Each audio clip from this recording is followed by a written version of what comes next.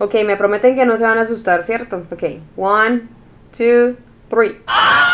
Hello guys and welcome back to my channel. Oh god, I feel like I switch personalities when I switch to languages. Okay, if you've been following me long enough, you may remember that 2 or 3 years ago, I don't know, when the pandemic just started, I made a video like this, speaking only in English because I wanted to try a challenge I saw from James Charles and blah blah blah. But at that time, I wasn't an English teacher, I was just a student.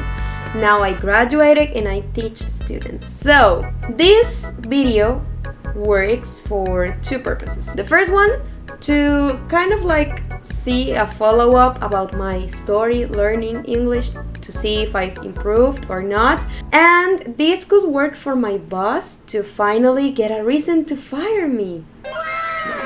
But yeah, I'm gonna be doing my makeup because I'm going to be recording some videos later. So what a best time to gossip with you.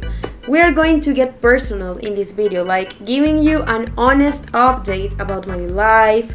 We're going to talk about mental health and I'm going to get too personal in this video. So prepare your snacks, prepare your, I don't know, drinks or something, get comfortable and let's get started. I look like I came out of jail, oh god. Okay, let's start with the eyes and let's start with the beginning of the downfall of my mental health. Last year, I was working at a school. Some of you, or most of you, already know that I had 2 jobs at the same time. I graduated from my English academy and I got offered a job because I was one of the best students and blah blah blah, like not to brag, but my then teacher, now boss, offered me to work there and I was like, of course. It's funny because the way he approached me was like, I know you are unemployed and you need money, you want to work with us? And I was like, okay. I started working in the academy, I was doing good, I was feeling good, but then 2022 came to my life. To give you some context, I've got a cousin. She was doing a major in languages, like in French and English, so she was of course getting a job as a teacher like me. But when my family, my mom and my dad, found out that she was going to work in one of the fanciest and privileged schools in my cities, they were like, okay, when are you going to get a real job? And I was like, excuse me. I had been working in the academy for like 6 months. I didn't have any psychologist experience because the psychologist job offers at my city sucks. So I was happy working in the academy and I discovered that I like to teach. So I was happy. I wasn't planning to move out of there. But then the family and social pressure, like, yeah, get a job, like a full-time job, something that you can earn more money off. And I was like, okay, I'm going to apply. Calm down. So I started looking for a job either as a psychologist or as an English teacher. I didn't care. And I came across this school that was desperate for an English teacher. And they found a desperate woman like me. They called me, they were like, okay, do you know how to teach? And I was like, well, I think. But then they asked me the most important question in my life. Are you a Christian? No, I am not. I was born and raised as a Catholic, but I now consider myself as a non-religious person. Are you good with that? Yeah, we're good. We respect every beliefs and la la la. So I decided that year I was going to work in 2 different places at the same time. To be honest, most of the things that happened to me last year could have been avoided if I wasn't so ambitious and stayed in only one place. But I wanted more. I want to make everyone happy and I wanted to get more experience. Like, okay, maybe teaching is my camino ninja and everything. The year started off great, but then I started realizing that I looked like I was speeding up. I realized soon enough that working at 2 places resulted on me not having any free time for myself. I didn't have time to rest. like I was supposed to, because my only day off was Sunday. I was working from 6 a.m. to 8 p.m. every day, except on Saturdays I was working until 4 p.m. But I was getting super tired anyway, and on Sundays, when I was supposed to get my day off to rest, to recover and gain more energy for the next week, I was like, okay, I have to check these exams, but I have to upload these grades, but I have to make like I don't know how to call this, los boletines, I don't know, I forgot the name in English, but yeah. I was like, I had to do so many things in a week with both of the jobs that I was like overwhelmed with everything. I stopped going to the gym, I stopped doing streams, I stopped making videos for YouTube, so I basically stopped doing everything that I loved, only to please people around me. I started having what I like to call panic attacks or anxiety attacks, but I know that sounds bad to call those like it coming from a psychologist, because I know that I shouldn't be saying like, okay, I have anxiety attacks, without being actually diagnosed with anxiety, but I feel like they were anxiety attacks. I remember like every single Sunday, and if my boyfriend is watching this video, hi Sebastian, every single Sunday I will go to my boyfriend's house.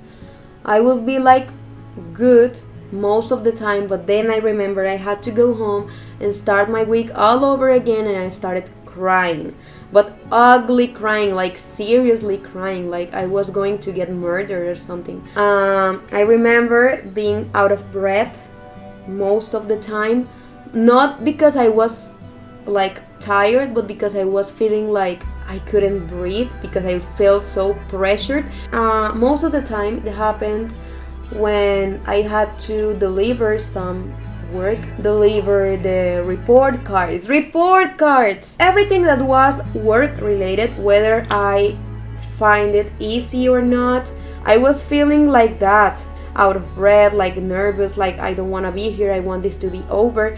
And the job that I thought I liked, that was teaching, was turning into a nightmare. Like every day I woke up and it was like, okay, another day, we're closer to the weekend, we can do this, and basically hating my existence. As you can see, I was not in a healthy state of mind, and everything started going downhill when the ugly crying went from only on Sundays to basically attack me on my weekdays, on my regular basis. Like I remember one day being at school, the students were on break, every day was assigned to a certain place to take care of, like watch the students. I remember being there, like zoned out on my thoughts, like thinking I want this year to be over, I want to die, and started crying in front of everyone. Some students asked me like, teacher, are you good? I was like, yeah, sorry, I have an allergy attack.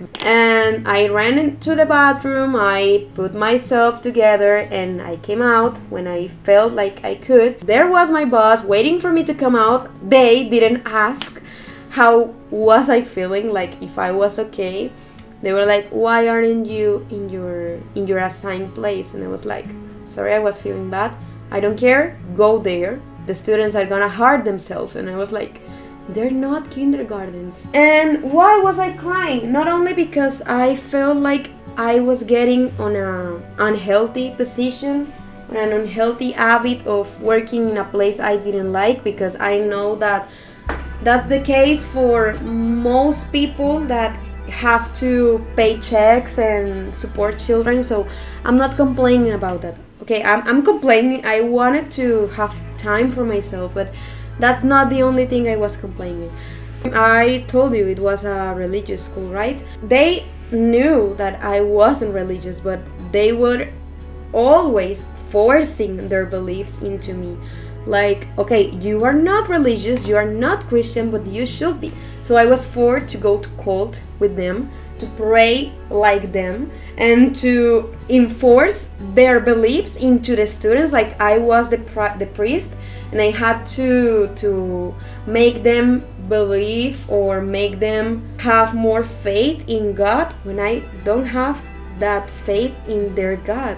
I was like, how is that ethical? How is that correct? And everything I did was put under the lupa, puesto debajo de la lupa. No sé cómo decir esa expresión en inglés. Everything I did was bad for them. The way I dressed, the way I talked, the way I spent my days, because I didn't go to church. They were inviting me every day to go on Sunday to church, and I was like, I don't go to church, and they didn't care, and they would ask me every day. I've got this terrible student. She was not terrible, she was like out of control. She was a teenager. What am I talking about? She used to live close to my house, and I was like, okay, I can take you to your home and I can take you to school if you pay me. Like, we made an agreement when I was basically her mean of transportation every day to school, and the school was blaming me of her anti-religious behavior. Every fucking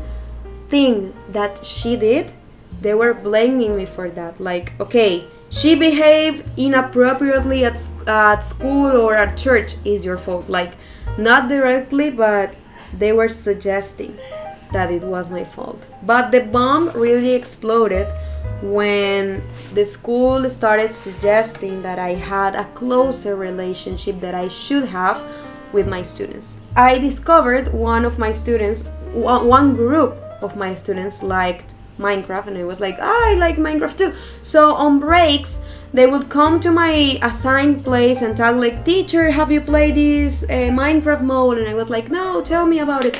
Like a normal conversation. I wasn't like seeing the students outside school. I wasn't asking for dates outside school. I was like just sharing our common interests with them. I get that I should not get so friendly with students, if you consider that friendly, but they started like suggesting that I had more of a friendship with one of the students, considering they're like minors. They're like 7, 8, 9 years younger than me, but they were suggesting that I had more like a teacher-student bond with them, just because they would go to my place and talk to me about Minecraft. So I was not only judged because of my age or because of my beliefs. I was not only forced into their beliefs, but I was also accused of grooming a child, basically. All of those things combined made me feel like I wanted to die. Like, seriously, I was talking to my boyfriend one night, and I thought like, I don't want to live anymore. I don't want to live if life means that I have to tolerate a workplace that I don't tolerate, and basically please everyone in exchange of my happiness or in exchange of my mental health. And I know that sounds super privileged coming from me, but I don't care. That's how I felt. I'm sharing with you my feelings. And yeah, if you don't consider that having anxiety, I don't know what to tell you, but I think I have an undiagnosed anxiety case. I was in a pretty low state in my life last year. I didn't have hopes for this year. Okay, you may be wondering, okay, why didn't you quit? I couldn't quit because I'm a perfectionist. I felt like quitting was like giving up, was like not giving my 100% for that job. And I was afraid of my family. I was afraid of what people could have think about me. Like, okay, she's weak. She doesn't know how to handle a little bit of pressure. She just wants to have everything served so easily. And I was like, no, it's not like that. But I felt like everyone was going to judge me that way.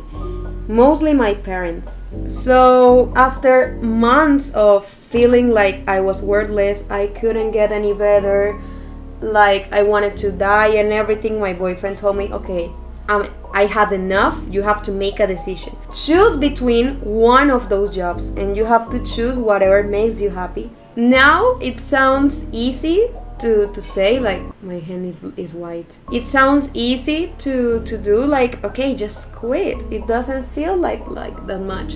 But what was going through my head was like, I wasn't enough. I gave up, and so intrusive and negative thoughts. I didn't know. Choosing between those two jobs, choosing what was best for me was so easy. So I was like drowning on a glass of water. I decided to quit, and that's why I'm in my current job. I'm definitely happier. Classes are difficult because it's not an easy job, but I don't feel overwhelmed. I don't feel judged. I don't feel like I don't belong there, and I don't feel they trying to mold me or transform me into a person I am not just because they want me to be like them. But yeah, that was basically one of my stories. And I want to ask you, leave me in the comments, have you ever gone into that situation when you were forced to do something that you don't want to do and you couldn't leave that situation? I want to read you. I want to read if you have felt or if something similar happened to you. Some of the aftermaths last year gave to my beautiful person were a lot of negative habits. These are some habits that I'm trying to control this year. The first one is pleasing everybody. I am a people pleaser.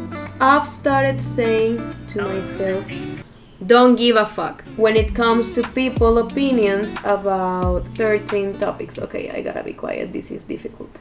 Like, my lifestyle decisions are my decisions, not other people's decisions. And learning to basically not please everybody has been a lifesaver to me.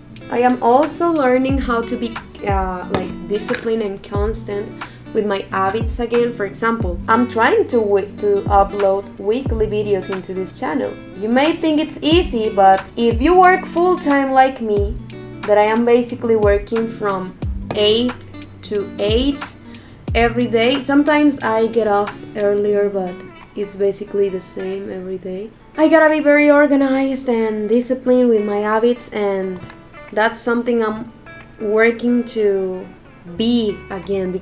And I learned the importance of taking not a day if you can't, but half of a day if you can, just for yourself, just for doing things you love, like in my case, paint my nails, apply makeup, play The Sims 4, which I am obsessed with, and basically feel like you are your own person, that you don't live to work, so you live for yourself, you live to make your own decisions and basically be happy. I don't know if any of these things that I'm saying are making sense, but I'm just opening my heart to you guys. By the way, if you're a student at the school I'm talking about, please don't tell the teachers I uploaded this video, like basically ranting about them and canceling them, because I don't want to get in more trouble than I am in my life. Now the makeup is complete. I hope that you enjoyed this challenge once again, and if you liked this gossip talk, I can do it again, but in Spanish, of course. So please leave it in the comments if you like it. Boss, please don't fire me if I don't speak like an English teacher. Thank you for joining me today, and give me a thumbs up, subscribe if you haven't already, and I will see you in my next video. Bye bye everybody!